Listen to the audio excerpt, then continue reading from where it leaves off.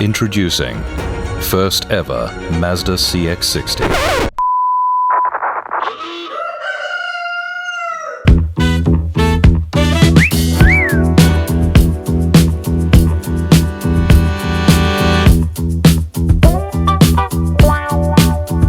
You better start moving and feel the music. Get your groove on and let it use you. When you feel the fire and you know it's right, pure desire, just hold on tight. Get up, down, move around, get down on the ground, get high and touch the sky. You know the reasons why. Just dance. Come on, just dance. Just dance. Come on, just dance.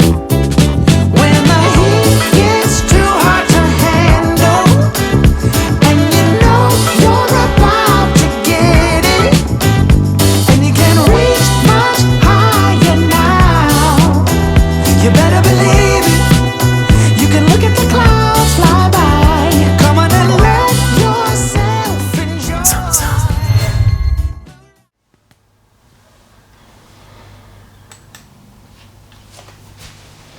I've just spent about 3 weeks driving the Mazda CX-60 diesel.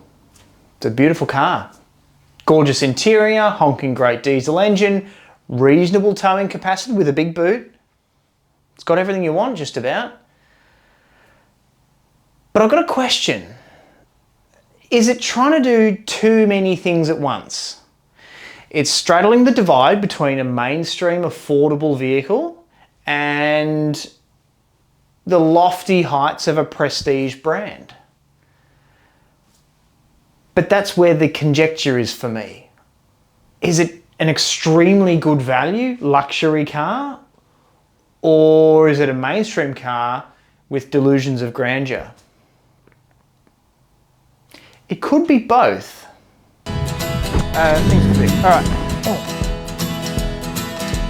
Don't twist the belt. Continuity error. Insert child. Got to change an nappy or whatever it may be. That's handy. Genuinely didn't think that was going to happen with space for family. What day is it? I'm going to make this as simple as I possibly can with a list of likes and dislikes about the Mazda CX-60. And that way you can either agree or disagree, however you choose. These are my personal likes and dislikes. It's up to you whether you conform to them or not. But I do hope they are helpful, because I have lived with this car for, as I say, 24 days exactly over the end of the school year, Christmas and New Year's, lots of trips up and down the freeway. I lost count of how many hours I drove the thing for. I also particularly chose the diesel because I wanted to see how well Mazda had done with this new engine, 3.3 litre, bigger capacity turbo diesel engine, compared to their old 2.2 litre diesel in the now defunct CX-8. Now, I quite liked that car. It had an extended CX-5 performance envelope, but a slightly reduced price tag to a CX-9. And this new generation of Mazda SUVs, the CX-60, 70, 80 and 90, are Mazda's foray into clawing some sales away from BMW, Lexus, Mercedes and Audi. Now, the Europhiles will say there is no possible way Mazda can touch the sides of the kind of effortless cruising bigness of the big German three, Mercedes, Audi and BMW. And that's kind of true to a point.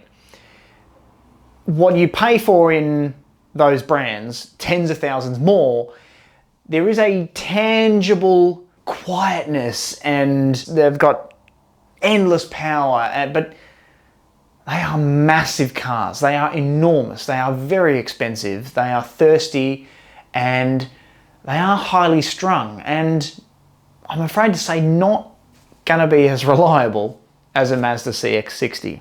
So you can have a petrol or diesel in the inline 6-cylinder engine, or you can have a plug-in hybrid version. But to me, it's a bit economically irrational because it's $11,000 more than the diesel that I drove, and that buys 50 tanks of diesel.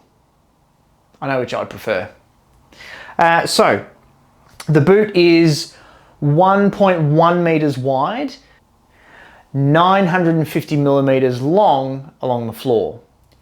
That's pretty good. And there's a couple of really cool advantages to the Mazda CX-60's boot, which I will get to later in this video. There's two ISOFIX pairs of points in the outboard seats. You get a space saver spare under the floor in the boot, and it is predominantly a rear wheel drive that also will drive to the front when you come across, sketchy terrain. You accelerate hard to overtake something, steep driveways, that sort of stuff. The towing capacity is 2,000 kilos with a 150 kilogram towable download limit. That's okay, it's reasonable. You're not going to push the towing capacity on this sort of car. And the payload limit is 538 kilograms, which is decent. It's a 5-seat car, big boot, good for holidays and things. That's going to be okay. That's perfectly reasonable. So with all that out of the way, let's do the like-dislike list. I like the Mazda CX-60's interior. It is stunning. It's the kind of interior you just want to bask in. You could quite happily fall asleep in there, and Mazda deserves praise here, not just because of the tan Napa leather, but it's details that kind of don't belong on a mainstream car. It's things like how nice the rotary dial feels to use. It's how the steering wheel sits in your hands. It's not too big, it's not too small. It's a nice sized steering wheel. The profile of the seat is really comfortable, even for, I think, bigger adults. Even an average height person like me is going to fit as well as a taller person, bigger person, or a shorter, smaller person. You just have to adjust the seat accordingly. I like the arrangement of the information on the driver's display. The head-up display is really nice. It's crisp and informative, but it's not in your face. I like that the rotary dial select system encourages you not to get distracted, because you can simply select the thing when you've got an appropriate moment to do so. You just turn the wheel or nudge it side to side, up and down as you need to, and you're not taking your attention onto your finger to try and locate it on the touch screen, which is what normally happens in the rest of the other brands with their big, just grotesque touch screens that are just a massive distraction, in my opinion.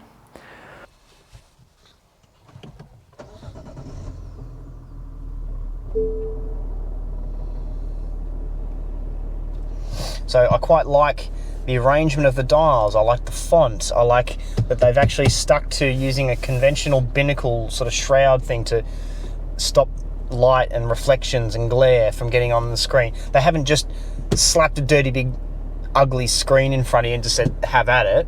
They've actually, kept the functional part. It is a really nice job they've done. They've blended both the form and the aesthetic and the function. Okay, my next is I like the sunroof. I like that only half of it opens. Other touches I also like in Mazda's interior in the CX-60 is the shroud, the binnacle around the driver's display. It actually exists. They've done one.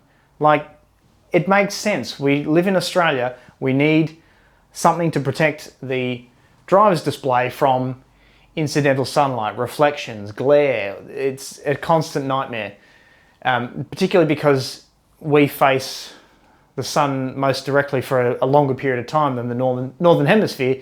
We have early mornings of sun and long afternoons with the sun just basically in the same place. And because we're quite a flat country, there are no mountain ranges and things to generally block sunlight from not only getting you in the eye, but also in the dashboard area, in the center console, in the driver's display. So that's really good. I also like that Mazda, unlike Hyundai and Kia and Mitsubishi to a certain extent, haven't just gone bananas with piano black plastic. They've used other materials, brushed this and that, textured here and there. Unlike those aforementioned brands that just stick piano black everywhere and it scratches the moment you look at it. Keys, rings, fingerprints, dust, just terrible. Thank you, Mazda, for being a bunch of grown-ups and listening to people and consumers and using materials that make sense from an ergonomic driver's perspective. Well done. So to that end, I guess in summary, the reason I love the CX-60's interior is it is both functional and form. I mean, it's beautiful. However, dislike. Apart from the wireless phone charging cradle, which let's presume you put a phone there, that's it.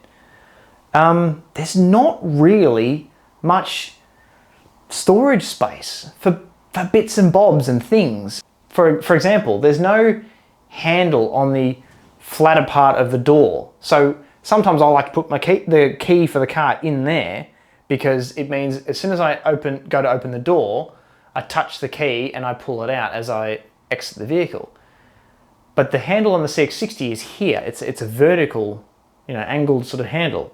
And on that point, while I'm talking about it, it's not the most ergonomic position to be opening the door. It's kind of forward of the center of the door. So you're kind of using the handle, but you're using your elbow to push the door out.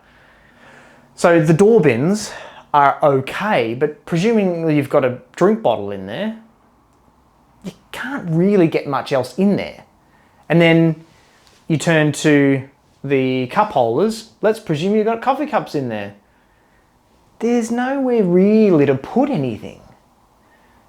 Like you might want to take your wallet out because some people still use a wallet, I know. There's sort of a spot, but it's tight. And then for your passenger, doesn't really have anywhere to put their stuff either. I don't know, I would have liked a few more little holes and things. Like there's not even one in the side of the transmission tunnel. And there is a transmission tunnel because it's a proper epicyclic auto, so there is, but there's no, plastic, bin in the side there, like the Hyundai Palisade and some other, like Sorento and things. So that's a bit annoying. There's the center console, but it's pretty shallow. Like it's kind of that deep. A better use of space would have been nice. And that's where I think there's a little bit of the confusion about what this car wants to be, because if it's going to be a family car, you've got to be practical. You've got to have places to put stuff. And the thing with the center console is, okay, so let's presume you do use that. It's very easy to forget things in the center console, and it's the split flip out one. So I don't know, you can argue about whether that's good for maintaining designated elbow space or whether it's two mechanisms that could potentially wear out over time as opposed to just one with the single normal conventional lid. Like the child restraint. We're going to start with an old towel that I do not love. I'm going to tuck it up under the mounts for the headrest. We're going to tuck it in under this plastic here, and that's going to hold the towel in place. Press it down gently into the fold of the seat. What I like about Mazda's Isofix points is that it comes with plastic covers to stop crap and stuff getting in there, but also it means that you get a plastic guide to stick your Isofix points straight into. Nice and easy and convenient. No stuffing around. Typical forward-facing child restraint. We've got the brace sitting out nice and flat there. Got the the head bracing sitting up against the headrest of the vehicle. That's good. We don't want the seat up too upright. We don't want it reclined. It needs to be come forward, and that's in a good position. Okay. Starting with the ISOFIX points. I'm going to remove the cover. Pop that in the mat pockets here. Do that on the other side as well. We've done that. ISOFIX point 1 goes straight in. Nice and easy, and just as easy to remove as well. Same on the other side. Easy. All right, just take the slack out of it. And we're going to do the top tether, which is hooked around the back. Okay, top tether anchor goes over. Check the straps are nice and flat over the crest of the seat. Given that it's quite a big wheelbase in this car, there's lots of room. Now this front passenger seat is quite a way back, so I'll just shuffle it forward. A couple of inches of extra room. All right. Dislike. But because of this big chunky A, B, C pillar here, is I struggle to get, I can get my arm over the back to do the top tether. However, there's a problem. I can't actually get my arm all the way over to do the top tether because it's all the way down here at the bottom of the seat. But see that? That doesn't matter because even with plenty of slack, I cannot reach. I can just touch it with my finger, just. I don't understand why the ISOFIX point couldn't have just been mounted a couple of inches high. Which means I have to go around to the back, open the boot, and do it back here. Let's take the tension out of that, take the slack out of that. That's it, the seat is in, a little bit of wiggle room. Very good. Bénéfique pour l'humanité. And center armrest brings down, although there's no actual tab to pull it down, so you've got to kind of wedge your hands in there to get your hand onto the. Once you do pull it down, there's rubber tabs to hold everything in place. Kids' drink bottle, heated seats in the rear here, which are great on cold days. But if your kids like to fiddle with buttons and stuff, you're probably going to find that these are going to be on. Air vents that kiddo can also play with, and the door bins are also quite big, which is good. Here's one of our bigger drink bottles to demonstrate. Yeah, it's good size and within arm's reach of the Littly. Right, it's time to do the capsule in the back of the Mazda CX-60. First we're going to start by folding the center armrest array. We're going to take out the cap covers for the ISOFIX point. We're going to get rid of the scratch art book before I leave it behind.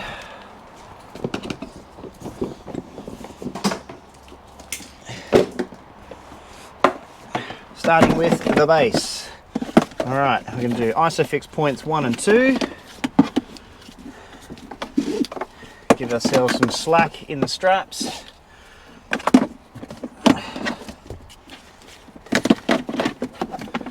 Okay, dead easy. 1, click. 2, click. Tension. Tension.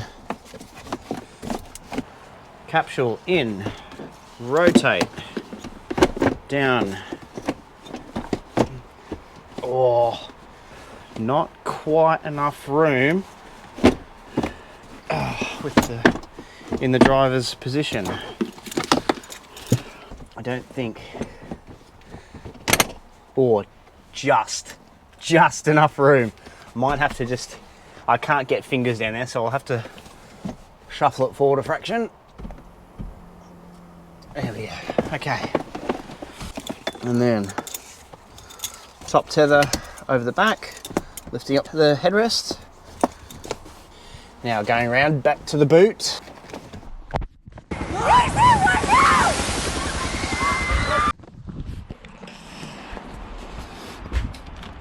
No, a bit more.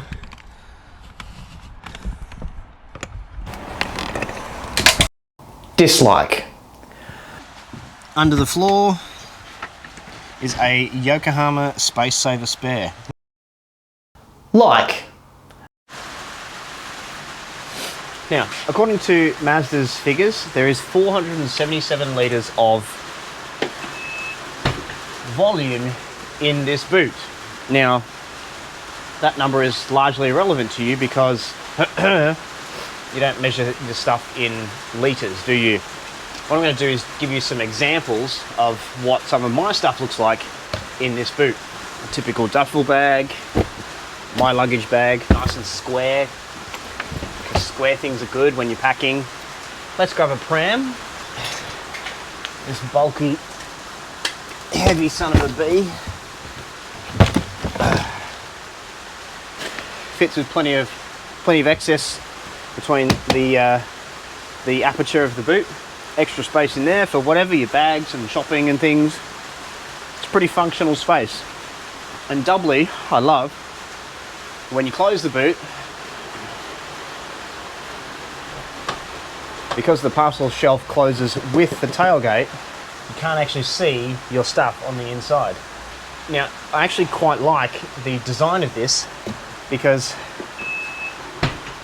you can see up here how it's actually hooked into the back of the tailgate in a really elegant way. So someone's actually taken a lot of effort to design this properly.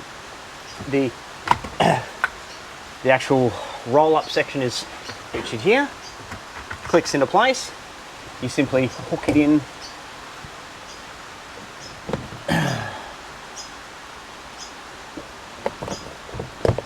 up here. You can retract it as you need, or simply remove it altogether. I personally hate cargo blinds. I find them just bulky and cumbersome, and they take up more space and get in the way, and they're just rubbish. I hate them. But I really like what Mazda's done with this. It's actually quite a light unit too, so it's pretty easy to store. You know, if you've got to put it up high on a shelf somewhere. But putting it back in is quite simple. You simply line up the pattern. The ends compress and slides in. Click. And then we simply pull it up, hook it into place, and then push the boot, and it closes.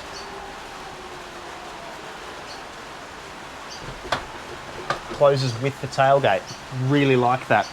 Like. Now, if for example you were, doing some sort of unusual trip, like you're doing a bit of camping or something, you need as much space as possible. So you would obviously detach the cargo blind, throw that away, put it away. You'd then, drop the row 2 seat. You can probably get most 2, 3, 4-man tents in there. Maybe not the bigger Black Wolf ones, but your average tent will probably fit in there. In fact, let's test that now, shall we?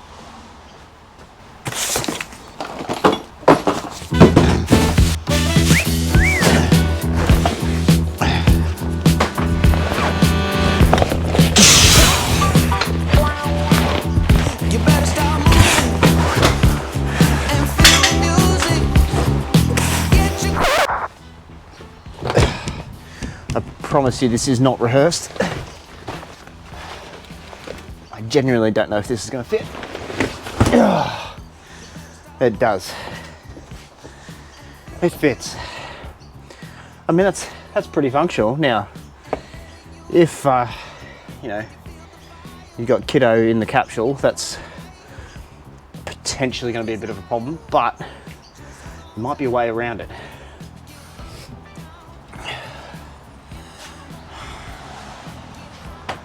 Set of roof racks. You just put your tent up top. Otherwise, you could also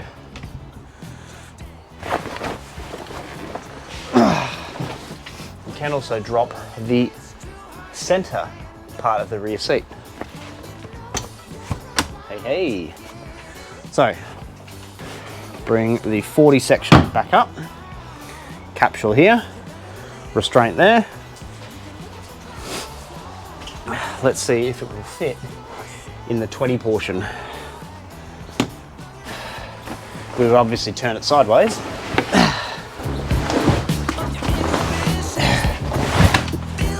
Talk amongst yourselves. Fits.